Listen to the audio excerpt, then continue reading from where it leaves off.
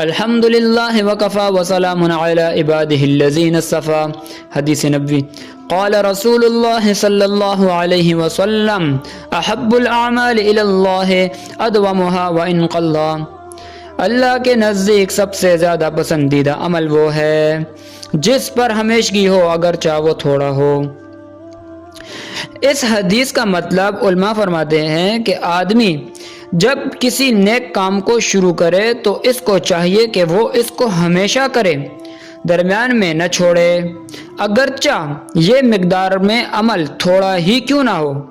یہ بہترین ہوگا اس عمل سے جو مقدار میں زیادہ ہو مگر اس کے آداب و شرائط کے ساتھ نہ کیا گیا ہو اور نہ وہ ہمیشگی کی صفت میں مزین ہو۔ نبی کریم صلی اللہ علیہ وآلہ وسلم سے بعض صحابہ کرام رضی اللہ تعالیٰ عنہم نے زیادہ اعمال کرنے کی اجازت مانگی تو آپ صلی اللہ علیہ وسلم نے منع فرمایا اور ارشاد فرمایا کہ اتنے ہی اعمال کرو جن پر تم ہمیشہ یا ہمیشگی اختیار کر سکو۔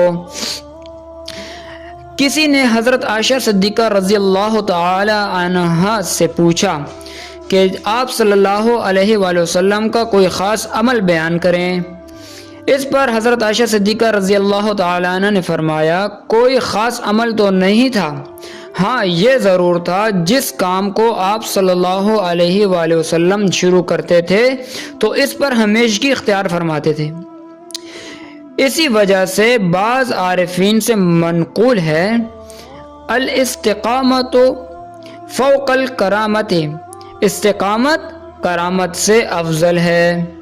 حدیث کا مطلب یہ ہوا کہ کوئی بھی اچھا عمل آپ شروع کریں تو اس میں ہمیشگی اختیار کریں۔ یہ اللہ تبارک و تعالیٰ کے سامنے بہت افضل، بہت بہترین اور اللہ تبارک و تعالیٰ کا پسندیدہ عمل ہے جو انسان کرتا ہے۔ اللہ تبارک و تعالیٰ ہمیں تمام اچھائیوں پر عمل کرنے کی توفیق عطا فرمائے اور ہمیں اپنے دین پر چلنے کی توفیق عطا فرمائے۔ وآخر الدعوانا ان الحمد للہ رب العالمین۔